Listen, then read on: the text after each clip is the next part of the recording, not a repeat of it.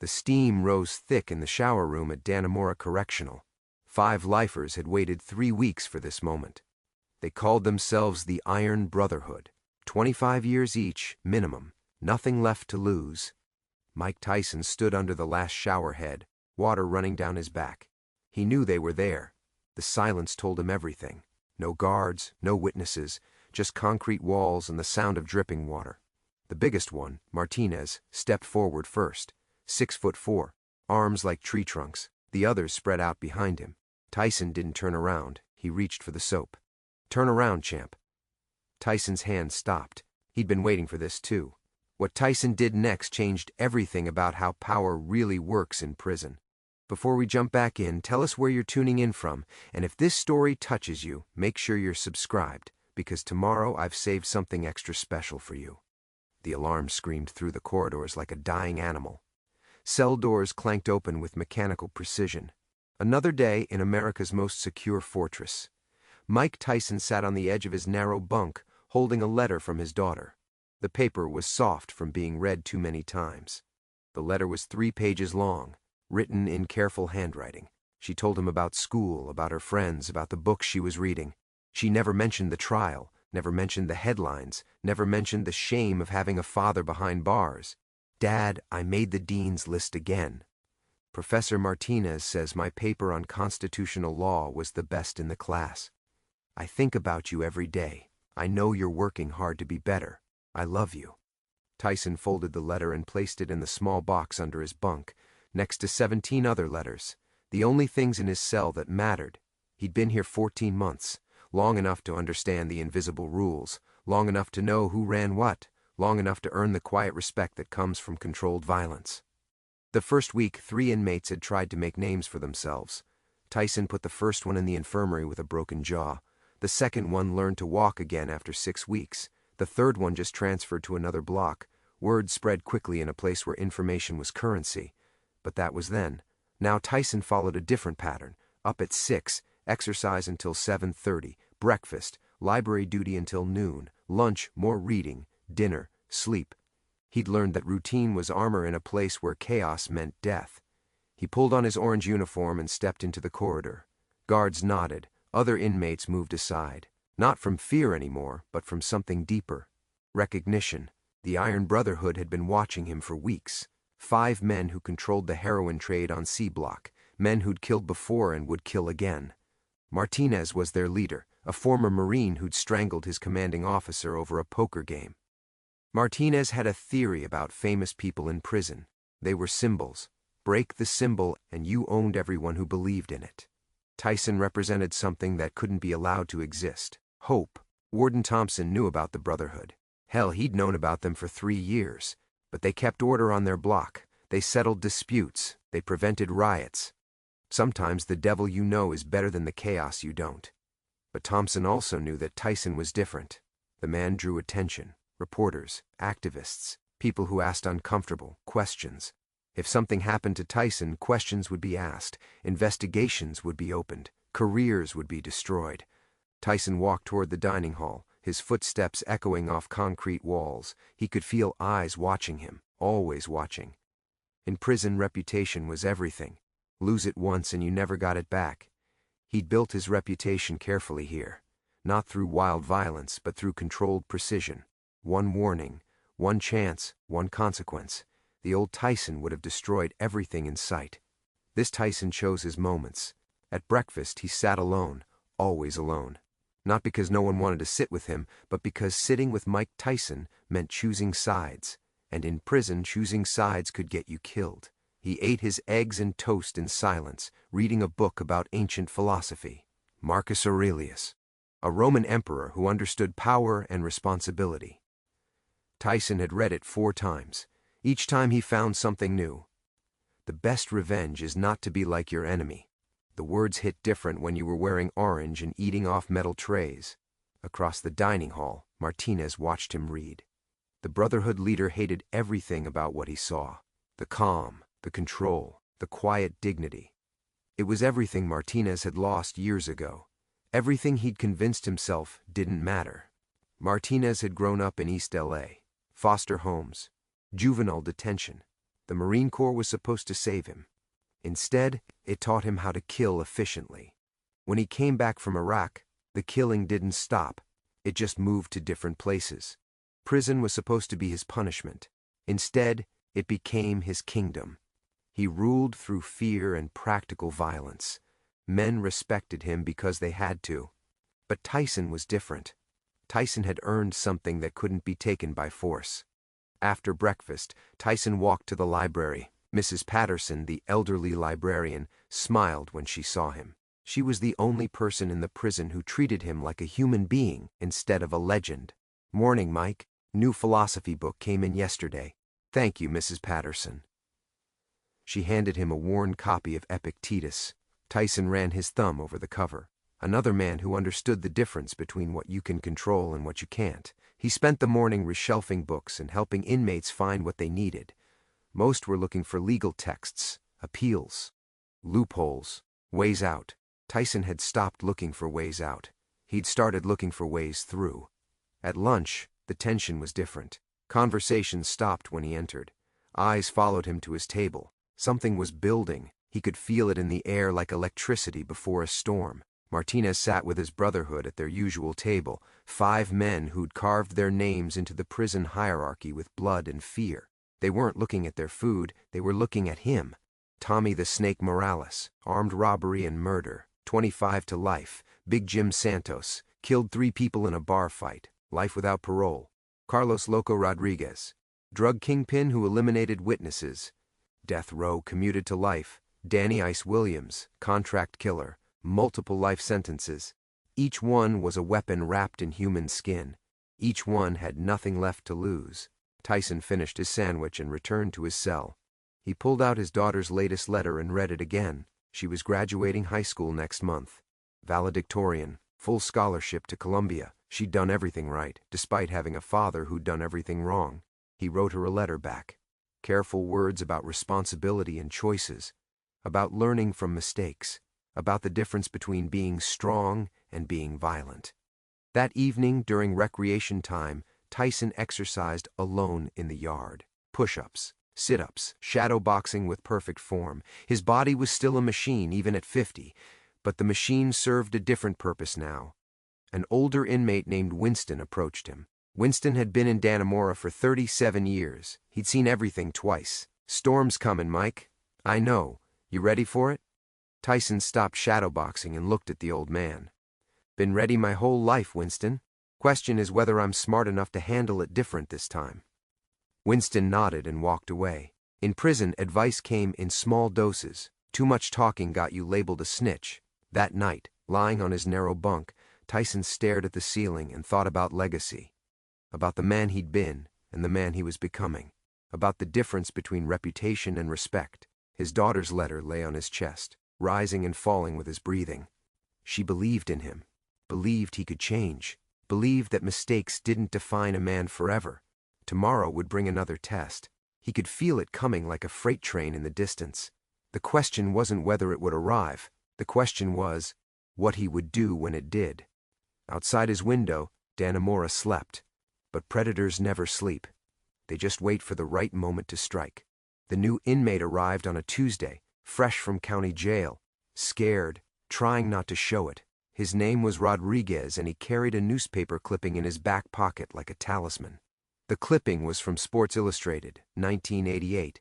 Mike Tyson knocking out Michael Spinks in 91 seconds. The crown jewel moment. When Tyson was the most feared man on earth.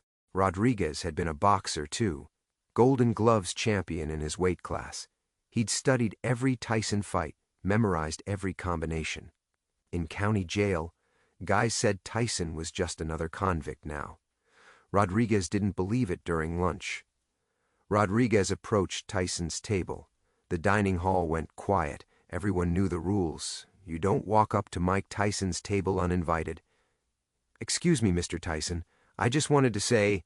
Rodriguez pulled out the newspaper clipping, yellow with age, creased from being folded and unfolded 1,000 times. "You were my hero, man. This fight changed my life." Tyson looked at the clipping, saw himself 20 years younger, muscle and fury and absolute confidence. A different man in a different world. "That was a long time ago, son. But it still matters. What you did, who you were, it still matters. Tyson studied the young man's face. Rodriguez couldn't have been more than 25. Same age Tyson was when that photo was taken. Same hunger in his eyes. Same belief that violence could solve everything. What's your name? Rodriguez, sir. Miguel Rodriguez. You fight? Golden Gloves. Won my division 3 years straight. Tyson nodded and handed the clipping back. Keep that. But remember something, Miguel. That man in the picture, he made a lot of mistakes. Don't make the same ones. Rodriguez walked away, but the damage was done. The newspaper clipping passed from hand to hand. Inmates whispered about the good old days, about when Tyson was a killer instead of a librarian. Martinez watched the exchange from across the room. The newspaper clipping bothered him more than he wanted to admit. It represented something he couldn't control. Memory, legend, the power of what used to be. That evening, Martinez called his brotherhood together. They met in the laundry room after lights out. 5 men who'd turned violence into a business model. Time to settle this Tyson situation. Tommy the Snake Morales cracked his knuckles. He'd been waiting for this conversation for weeks. What you got in mind, Martinez? Martinez pulled out a copy of the shower schedule. Guard rotations. Times when security cameras had blind spots. He'd been planning this for 3 weeks. Tomorrow, shower room. No guards between 2:10 and 2:20. 10 minutes to make our point. Big Jim Santos, 6'6" of muscle and scar tissue, leaned forward. We gonna kill him? No, too much heat. We're gonna break him, make him beg. Show everyone that legends die when they hit concrete walls. Martinez had done his research. He knew about Tyson's daughter, knew about the letters, knew about the books, knew that this version of Tyson was trying to be something different. That made him more dangerous, not less. Men who had nothing to lose were predictable. Men who had everything to lose made desperate choices, and desperate men were the most dangerous of all. What about the guards? Thompson's got 3 men on duty. Patterson takes smoke breaks at 2:15. Williams is in our pocket. Jackson's new and scared. They won't see nothing. Carlos Loco Rodriguez nodded slowly. And after? What happens when questions get asked? Tyson slipped, hit his head. Accidents happen in the shower room. The Brotherhood smiled. They'd used the same story before, 3 times. It always worked. The next morning, word spread through the prison like wildfire. Not through words, but through glances, through tension, through the electricity that fills the air before violence erupts. Inmates started placing bets, not on who would win, on how long Tyson would last, on whether he'd fight or submit, on whether the legend would die with dignity or beg for mercy. The newspaper clipping appeared on Tyson's bunk during lunch. Someone had written across it in red ink, "Where's your power now?" Tyson stared at the message for a long time. Then he folded the clipping and put it in his pocket. At 2:05 p.m., Tyson walked toward the shower room. He moved slowly, deliberately, like a man walking to his own execution. He'd known this day would come. Prison always demanded payment. The only question was what currency you used to pay. Behind him, Martinez and his brotherhood followed at a distance, like wolves stalking wounded prey. The shower room door swung open. Steam rose from the drains. 5 against 1. No witnesses, no mercy. But legends aren't made by running from fights. They're made by choosing which fights matter. Martinez sat on his bunk, carving a chess piece from a bar of soap. The king. He'd been working on it for 3 weeks, ever since he decided Tyson had to fall. The soap was soft under his hands, easy to shape, easy to destroy, just like men. He'd learned to carve in juvenile detention, 13 years old, facing his first real time. An older kid taught him the trade, said it kept your hands busy when your mind wanted to do violent things. Now Martinez carved for different reasons. Each cut was deliberate. Each line served a purpose. The king piece was almost finished, crown and all. Tomorrow he would break it in front of Tyson, show him what happened to royalty in the real world. Martinez had grown up understanding power. His father ruled their house with fists and fear. His mother never left because she believed she deserved the beatings. His little sister learned to hide in closets when Daddy came home drunk. When Martinez was 16, he'd had enough. He waited for his father to pass out, then held a pillow over his face until the struggling stopped. The police called it a heart attack. Martinez called it justice. The Marines taught him to kill professionally. Iraq taught him to enjoy it. Prison taught him to profit from it. The Iron Brotherhood wasn't just a gang, it was a business. They controlled the drug trade on C-Block, the gambling, the protection rackets. Guards looked the other way because order was profitable for everyone. But Tyson represented chaos, not through violence, but through something worse, influence. Martinez had watched inmates gravitate toward Tyson's quiet strength, the way he helped younger prisoners, the way he settled disputes with words instead of fists, the way he made men believe they could be better than their worst moments. That kind of hope was dangerous in a place built on despair. Tommy the Snake Morales entered the cell without knocking. That was the Brotherhood way. No privacy between brothers. Everything set for tomorrow? Martinez held up the Soap King piece, perfect in every detail except for a crack running down the middle. See this crack, Snake? That's what hope looks like when it hits reality. Snake examined the carving. Martinez's hands were steadier than a surgeon's. The king's face was almost lifelike. You ever think maybe we should just leave Tyson alone? Man's not causing trouble. Martinez's hand stopped carving. The question hung in the air like smoke. That's exactly why he's dangerous. Men who cause trouble are predictable. Men who inspire others, they change things. And change is bad for business. Martinez had built his empire on consistency. Fear was reliable. Violence was understandable. But hope? Hope made people take risks, made them believe things could be different. He'd seen it before. A charismatic inmate would arrive, start talking about redemption and second chances. Next thing you know, the drug trade slowed down. Guards got nervous. Administration started asking questions. Better to cut off the head before the snake grew too long. Big Jim's got concerns too. What kind of concerns? Says Tyson's got friends on the outside. Lawyers, media connections. If something happens... Martinez set down the Soap King and looked at Snake with dead eyes. Since when do we care about lawyers? We're lifers, Snake. What are they going to do? Give us extra life? That was the Brotherhood's greatest strength and weakness. They had nothing left to lose. No parole dates, no possibility of release. Death or old age in a cell. That freedom from consequences made them fearless. But it also made them reckless. Tomorrow changes everything. After we break Tyson, every inmate in this place will know who really runs things.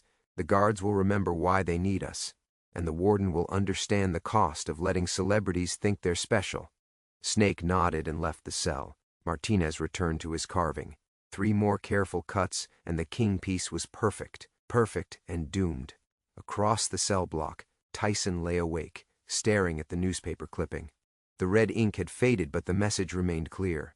Someone wanted him to remember what he used to be. The old Tyson would have torn the place apart by now. Sent a message that disrespect had consequences, but that Tyson had destroyed everything he touched, including himself. This Tyson had learned patience, had learned that true strength meant choosing when to fight and when to walk away. But some fights choose you. He thought about his daughter's letter, about her belief that he could be better, about the promise he'd made to himself and to her that violence would no longer define him. But what happened when nonviolence meant letting evil win? At 6 a.m. the alarm sounded. Another day in paradise. Tyson folded the newspaper clipping and placed it next to his daughter's letters. Past and future. Destruction and hope. During breakfast, the tension was thick enough to cut. Martinez and his Brotherhood sat at their usual table, eating slowly, methodically, like men preparing for war. Other inmates whispered and glanced. Everyone knew something was coming. The question was when and how bad it would be. Tyson ate his oatmeal in silence. He'd stopped reading during meals, needed to stay aware. In prison, distraction was often the difference between life and death. You okay, Mike? Mrs. Patterson had approached his table. The elderly librarian looked concerned. She'd worked in prisons for 30 years. She could smell violence coming like a storm. I'm fine, Mrs. Patterson. Thank you for asking. If you need to talk... I know. Thank you. She squeezed his shoulder gently and walked away. The simple human contact meant more than she could know. In a place where touch usually meant violence, her grandmother's hand was a reminder that gentleness still existed. At library duty, Tyson reshelved books with mechanical precision. His movements were calm, controlled, but his mind was racing through possibilities. 5 men, trained killers, no weapons allowed, but men like that didn't need weapons. Their hands were weapons. The old Tyson would have struck first, found each man alone and eliminated them one by one. But that would make him the aggressor, would prove Martinez's point about violence. A young inmate named David approached the desk. 19 years old, in for armed robbery. First offense. "Mr. Tyson, can you help me find something? What do you need, son?" "Book about how to change, how to be different than you were." Tyson looked at the kid's face, saw his own desperate hunger for redemption reflected there. "Follow me." He led David to the philosophy section, pulled out 3 books: Marcus Aurelius, Epictetus, a collection of Buddhist teachings. These men understood that we become what we repeatedly do. Change your actions, change your life. Did they work for you? Tyson looked toward the window. Outside, razor wire caught the morning sunlight like a broken crown. "Still working on it, David, every day." That afternoon, Tyson sat in his cell, writing a letter to his daughter. His hands were steady, but his mind was elsewhere, in the shower room, in the steam, in the moment when choice would become action.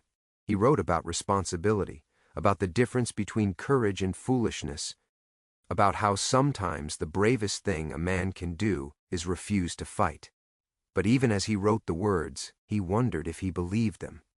At 2 p.m., Tyson folded the letter and placed it with the others. Then he walked toward the shower room, carrying nothing but the weight of his choices. Martinez was already there, holding the carved soap king. The piece was beautiful and fragile, art created for the sole purpose of destruction. Time to crown a new king, Tyson. Steam rose from the drains like ghosts escaping hell. Martinez stood near the entrance, the carved soap king balanced on his palm. Behind him, his brotherhood spread out in a practiced formation. Tommy the Snake Morales by the door. Big Jim Santos near the emergency alarm. Carlos Loco Rodriguez and Danny Ice Williams flanking the showerheads. Professional killers in their element. Tyson stood under the last showerhead, water cascading down his shoulders. He hadn't looked at them yet, hadn't acknowledged their presence, but his muscles were coiled like springs. Martinez reached into his shirt pocket and pulled out a torn photograph, half of a family portrait. A woman and 2 children, their faces worn smooth by years of handling. The other half had been destroyed long ago, along with everything it represented. "You know what this is, Tyson?" Tyson turned slowly. Water dripped from his face like tears. "Family. Wrong. It's weakness." Martinez held the photograph higher, letting the steam blur the faces. "This was my wife, Maria, my kids, Sophia and little Miguel. Beautiful, right?" Martinez's voice carried a weight that hadn't been there before. Something raw, something broken. "They left me while I was in Iraq. Said they couldn't live with the man I'd become. Said I brought death home with me." He tore the photograph again, smaller pieces falling to the wet floor. "Know what I learned? Love is just fear with a pretty name. Fear of being alone. Fear of facing who you really are. Fear of admitting that monsters don't get happy endings."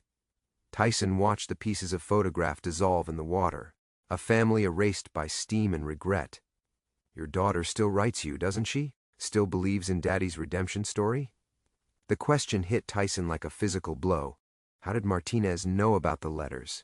What happens when she realizes the truth? That underneath all your philosophy and quiet dignity, you're still the same animal who destroyed everything he touched? Big Jim Santos cracked his knuckles. The sound echoed off the concrete walls like breaking bones. "That's what we're here to prove, Tyson. That change is just another lie men tell themselves to sleep at night." Tyson stepped forward, not toward Martinez, but toward the center of the room. The water from his shower head continued running, creating a steady rhythm against the concrete. "You're wrong about love, Martinez." His voice was quiet, but it carried through the steam like a blade. "Love isn't fear. Fear is what happens when love dies." Martinez laughed, but there was no humor in it. Pretty words from a man about to get his teeth kicked in. "Your family didn't leave because you were a monster. They left because you chose to be one." The words hung in the air like a challenge. Martinez's face went dead calm, the most dangerous expression a killer could wear. Enough talking. He nodded to his brotherhood. They began closing in, but Tyson held up one hand. The gesture was simple but commanding. Even hardened killers hesitated. "Before we do this, let me ask you something, Martinez. What does winning look like?" "What? You beat me down, break some bones, maybe put me in a coma. Then what?" Martinez stepped closer. Close enough that Tyson could see the scars on his knuckles. Close enough to smell the violence radiating from his pores. Then, everyone knows who runs this place. Do they? Or do they just know you're afraid of an old man who reads books? The Brotherhood stopped moving. The question cut deeper than they'd expected. Think about it. 5 men to take down one. Armed killers against a guy who hasn't thrown a punch in 14 months. What does that say about your strength? Snake shifted nervously. He hadn't thought about it that way. Shut up, Tyson. You want to be king? Real kings don't need to prove themselves to librarians. Martinez grabbed Tyson by the throat and slammed him against the wall. The Soap King fell from his other hand and shattered on the concrete. I said, shut up! Tyson didn't struggle, didn't fight back, just looked into Martinez's eyes with something that might have been pity. You keep that torn photograph because it's the only proof you were ever human. But you can't destroy love by destroying the people who loved you. Martinez's grip tightened. Tyson's feet barely touched the ground. You want to know why your family really left? Because love requires hope, and you gave up hope a long time ago. You don't know anything about my family. I know you're still carrying their picture. I know you tear it up and tape it back together.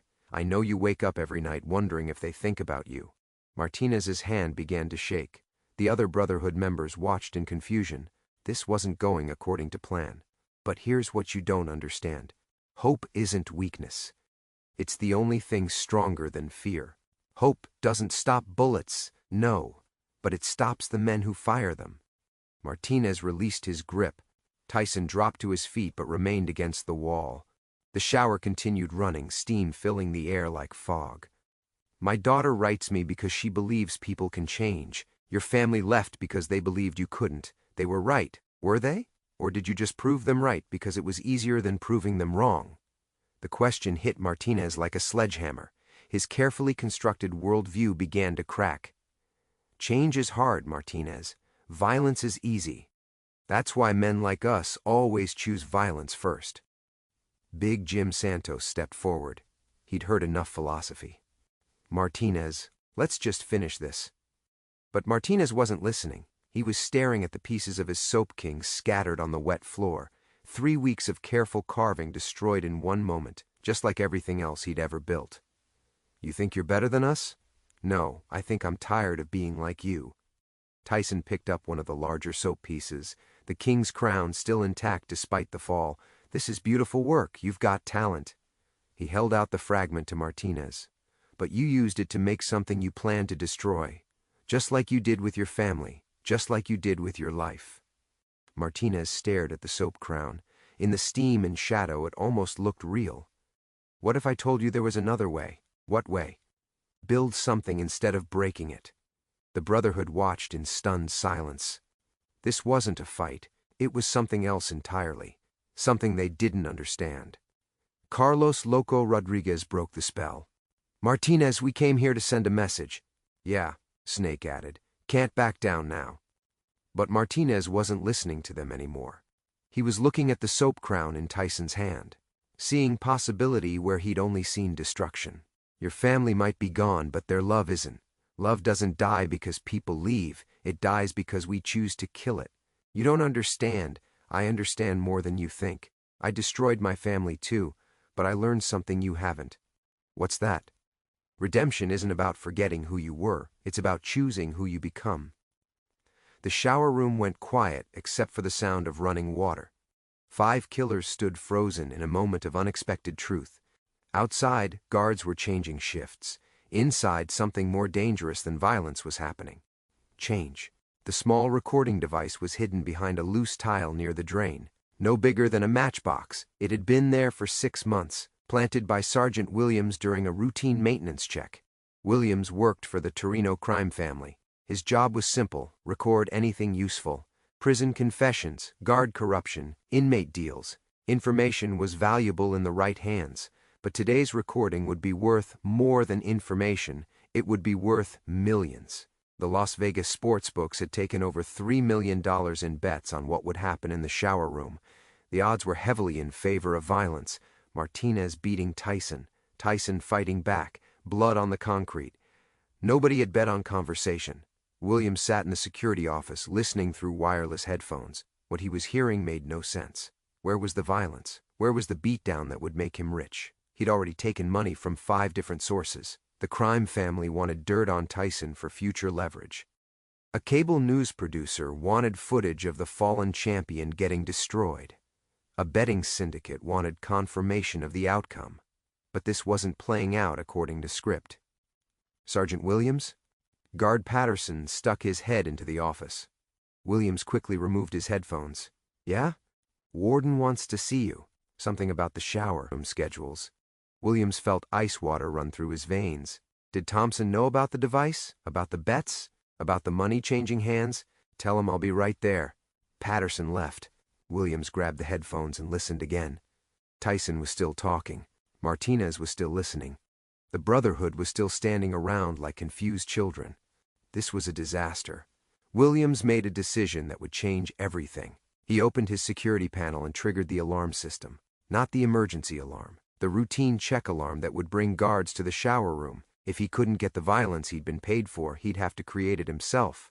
In the shower room, the alarm started buzzing, a low electronic pulse that meant guards were coming. Snake looked toward the door.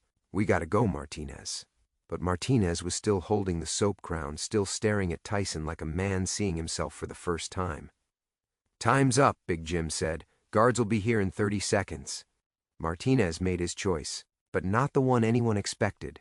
Instead of attacking Tyson, he turned to his Brotherhood. Get out. What? All of you, get out, now.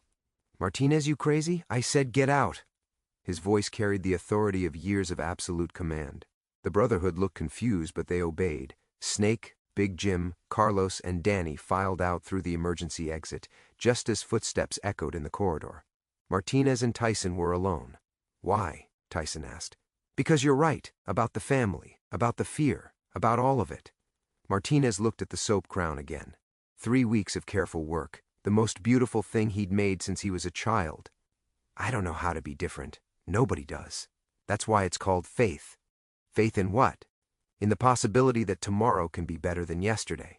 The footsteps got closer. Martinez had seconds to decide what story he would tell. If the guards ask, you slipped, hit your head. I helped you up. Martinez, don't make me regret this, Tyson.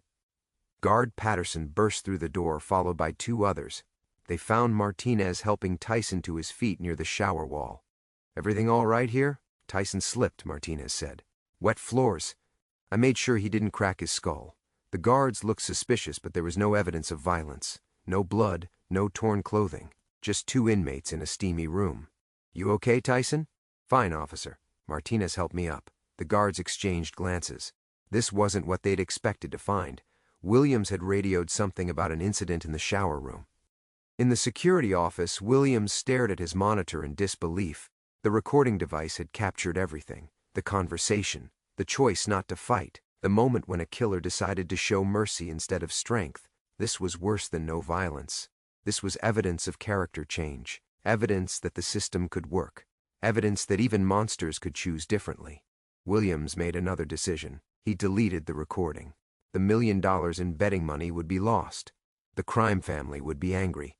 The news producer would look elsewhere for scandal. But sometimes covering up the truth was more valuable than revealing it.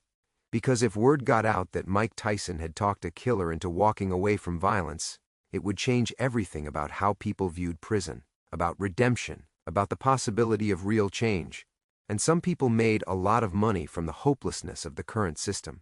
Williams destroyed the hard drive and filed a report about equipment malfunction. The recording device behind the loose tile went silent forever, but the conversation it captured lived on in 2 minds. Martinez returned to his cell and threw away the rest of his soap carvings, all except the broken crown that he kept on his windowsill as a reminder that beautiful things could survive destruction. Tyson returned to his cell and wrote a letter to his daughter. For the first time in months, he had something hopeful to say. Outside both their windows, Dannemora stood unchanged. The same walls, the same bars, the same concrete and steel. But inside those walls, something had shifted. Something small but significant. One man had chosen differently, and choice, it turned out, was contagious. The question now was whether it would spread before the system found a way to stop it. Martinez couldn't sleep. Every time he closed his eyes, he saw the soap crown sitting on his windowsill, a reminder of the choice he'd made, the choice that might have changed everything or destroyed everything. His cellmate, a lifer named Rodriguez, watched him from the bottom bunk. "You okay, man? You've been staring at that thing for 3 hours." Martinez didn't answer. He was thinking about the recording device, about how Williams had looked nervous when the guards came back from the shower room, about how some conversations are too dangerous to let survive. In the morning, word would spread. The Brotherhood would demand explanations. Other inmates would ask questions. The delicate balance of prison politics would shift. Martinez reached under his mattress and pulled out a piece of broken mirror, sharp enough to cut, reflective enough to see truth. He'd carried the shard for 7 years, cut it from a mirror during his first prison fight, kept it as a weapon, used it to send messages carved into flesh and walls. Tonight, he held it differently, like a question instead of an answer. The reflection showed him a face he barely recognized. Scars and years and the slow erosion of hope. But underneath all that damage, something else. Something that might have been possibility.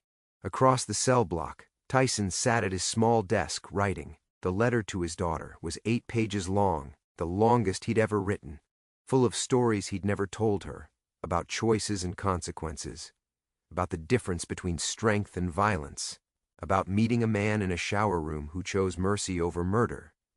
"Dad," he wrote, "I think I finally understand something. Change isn't something that happens to you. It's something you choose to do every day, every moment, even when nobody's watching, especially then." He sealed the letter and placed it with the others. 17 letters from her, 18 letters to her, a conversation across time and space and the walls that separated them. 2 cells away, Big Jim Santos was having a different kind of conversation. Martinez lost his mind, he told Snake through the bars. Let Tyson punk him out in front of everybody.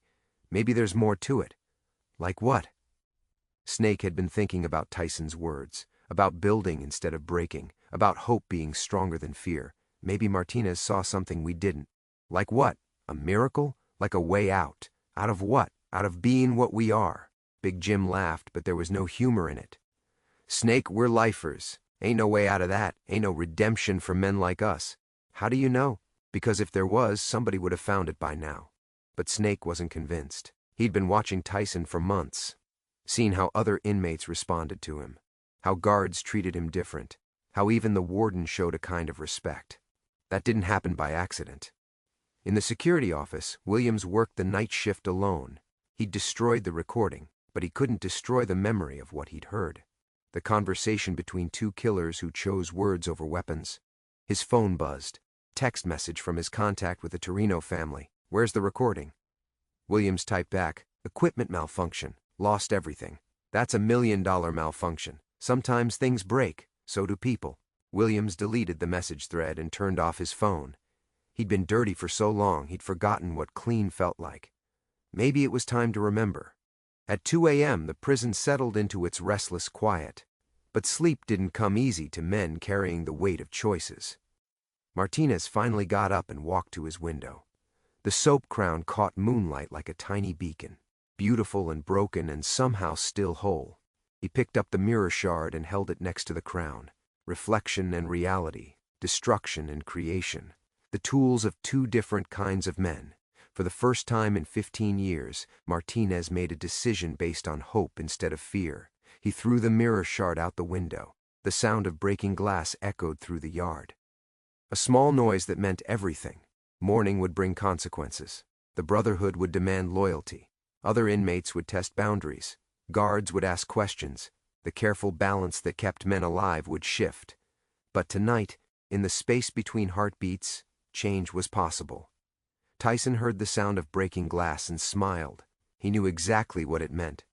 Across the prison, other men lay awake in their cells, thinking about choices, about the difference between who they were and who they could become, about whether redemption was possible for men like them. Some would choose differently, some wouldn't. But for the first time in years, the choice existed. Dawn was coming, and with it the real test of what had happened in the shower room. Whether mercy was stronger than violence, whether hope could survive in a place built on despair, whether 2 men choosing differently could change an entire system. The answer would come when the sun rose and real life resumed. But tonight, in the darkness between yesterday and tomorrow, anything was possible. Even redemption. even for monsters who chose to be men. Morning arrived with the usual alarm, but nothing felt usual. Inmates moved through their routines with unusual tension. Conversations were quieter. Glances were more frequent. Everyone knew something had changed, but nobody knew what. Tyson walked into the dining hall and felt every eye in the room follow him to his table. The normal chaos of breakfast was replaced by an electric silence. Martinez entered 3 minutes later with his brotherhood. Snake, Big Jim, Carlos, and Danny flanked him as always. But the formation felt different, looser, uncertain. The two groups sat at their usual tables, 20 feet apart. The space between them felt like a canyon. Big Jim broke first. "So what's the play, Martinez? We gonna pretend yesterday didn't happen?" Martinez set down his coffee cup carefully. His hands were steady, but his voice carried new weight. "Yesterday happened exactly like it was supposed to happen." "Which was how?" "Because from where I sat, you let Tyson punk you out." The dining hall went dead quiet. Challenging Martinez's authority was a death sentence. Everyone knew it. Martinez stood slowly. Tyson watched from his table, his body coiled but his face calm. His hands remembered the weight of boxing gloves, the feeling of leather wrapping around his fists, the muscle memory of 1,000 fights. But those gloves were 20 years in the past. "Big Jim, you got something you want to say to me?" Big Jim stood too. 6'6" of scar tissue and rage. A man who'd killed 3 people in a bar fight and never shown remorse. "Yeah, I do. I think you went soft. I think Tyson got in your head with his philosophy bullshit. I think you forgot who you are." The words hung in the air like smoke. Other inmates started backing away from the potential blast radius. "And what am I, Big Jim? A killer. A leader. The man who built this brotherhood with blood and fear." Martinez nodded slowly. Then he did something no one expected. He sat back down. "You're right. That's exactly who I was." Big Jim looked confused. He'd been prepared for violence, not for agreement. "Was? Past tense, Jim. Was." Snake stepped forward. He could see where this was heading and didn't like the destination. "Martinez, what are you saying?" "I'm saying I'm tired of being who I was. I want to try being who I could be." Big Jim's face went red with rage. "You're kidding me. 24 hours with a washed-up boxer, and you're ready to throw away everything we built?" "Everything we built was based on fear, and I don't want to be afraid anymore." Tyson watched the confrontation with growing concern. This wasn't how change was supposed to work. It was supposed to be gradual, quiet, safe. But nothing about prison was safe. Big Jim pulled a shiv from his sleeve, crude metal sharpened to a killing point. He'd been carrying it for 3 years, waiting for the right moment to use it. "Then you're not my leader anymore." The dining hall erupted in chaos. Inmates scattered. Guards reached for their radios, but everything moved in slow motion compared to the violence about to explode. Big Jim lunged forward, the shiv aimed at Martinez's chest. Tyson's body moved before his mind could stop it. 20 years of muscle memory took over, the same reflexes that made him the most feared boxer in history. He crossed the 20 feet between tables in 3 steps, intercepted Big Jim's thrust with a perfect parry, grabbed the bigger man's wrist and twisted until the shiv clattered to the floor. Then he did something that shocked everyone in the room. He let Big Jim go. "That's enough." His voice cut through the chaos like a blade. Guards were running toward them, but Tyson raised both hands. "Nobody needs to die today." Big Jim stared at him in confusion. He'd been ready for a fight. Ready for blood, not ready for mercy. "Tyson, this ain't your business." "Yes, it is. Because what happens here affects everyone. You kill Martinez, the Brotherhood falls apart, prison war starts, guards crack down, everyone suffers." Tyson looked around the dining hall at 200 faces watching the confrontation. "Or we choose different. We prove that change is possible, that men can be more than their worst moments." Snake stepped between Big Jim and Martinez. "Maybe Tyson's right. Maybe there's another way." "What way? Singing Kumbaya and sharing feelings?" "No," Martinez said, standing slowly. "The way of building instead of breaking, of strength instead of violence, of hope instead of fear." Big Jim laughed, but it sounded hollow. "You really think you can change? Think you can wash the blood off your hands with good intentions?" "I don't know," Martinez said, "but I'm tired of not trying." Guards surrounded the table now, weapons drawn. Sergeant Williams was among them. his face pale with the realization that his carefully laid plans had completely unraveled. "Everyone on the ground! Now!" But nobody moved. Inmates and guards stared at each other across a moment of perfect tension. Tyson made the choice for everyone. "Officers, there's no problem here. Just a misunderstanding between friends." He picked up the shiv and handed it to Sergeant Williams. "Mr. Santos was showing us how dangerous these things can be. Educational purposes." Williams looked at the weapon, then at the faces around him. He had two choices: escalate the situation and destroy any chance of change, or let it slide and see what happened next. For the first time in his career, Williams chose hope over protocol. Educational purposes. Got it. Everyone back to breakfast. The guards withdrew. Inmates returned to their tables. But everything had changed. Big Jim looked around the room, seeing a new reality he didn't understand. Martinez extended his hand. "Still my brother, just walking a different path." Big Jim stared at the offered hand for a long moment. Then, slowly, he reached out and took it. Change was possible, even for monsters, even in hell. The new schedule was posted on every bulletin board in the prison. Simple changes: shower times extended, library hours increased, group counseling sessions added to the weekly routine. Small adjustments that created space for something different. Warden Thompson sat in his office, reviewing incident reports. Violence was down 30%. Drug trafficking had decreased. Guard complaints were at a 5-year low. The most dangerous prison in New York was becoming something else. Something unexpected. Something hopeful. Martinez walked into the library carrying a box of books. Philosophy texts, history, poetry, donations from his daughter's school. She'd started writing him after he sent his first letter in 15 years. "Where do you want these, Mrs. Patterson?" The elderly librarian smiled and pointed to the new section they'd created. Personal development. Books about change, about second chances, about the possibility of redemption. "Right there, Miguel. Thank you." It still felt strange, being called by his first name instead of his last, but strange in a good way. Tyson was teaching a literacy class in the corner. 8 inmates learning to read, learning that education was another kind of power. The kind that opened doors instead of breaking them down. Remember, the goal isn't perfection, it's progress. David, the 19-year-old kid who'd asked about change, raised his hand. "Mr. Tyson, what if you make mistakes? What if you try to be better but mess up? Then you try again tomorrow. That's what hope means. Not that you won't fall, but that you'll get back up." Rodriguez, the young boxer, had been released 3 months ago. His last letter was pinned to Tyson's cell wall next to his daughter's photo. "Mr. Tyson, I got the job at the community center, teaching kids to box, but really teaching them discipline, respect, how to channel anger into something positive. You changed my life by showing me that strength and violence aren't the same thing." Snake and Carlos had started a garden behind the kitchen, growing vegetables for the dining hall, creating life instead of destroying it. Big Jim had transferred to a different prison. His choice said he needed distance to figure out who he was without the brotherhood. His last words to Martinez were, "Maybe you're right about change. Maybe it's never too late." Danny Ice Williams remained unchanged. Some men chose differently, some didn't, but the majority chose hope. Sergeant Williams had resigned from the prison system, took a job teaching at a police academy. His final report recommended that Dannemora become a model for rehabilitation instead of punishment. The recommendation was being reviewed at the state level. That evening, Tyson sat at his desk writing another letter to his daughter.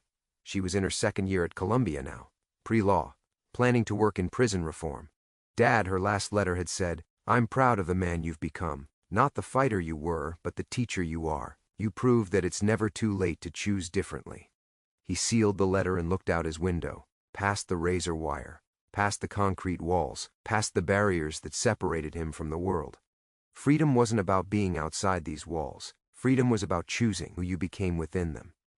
Tomorrow would bring new challenges, new choices, new opportunities to build instead of break. But tonight, Mike Tyson went to sleep knowing that change was possible, even for monsters, even in hell, even for men who dared to hope. The steam had cleared, the truth remained.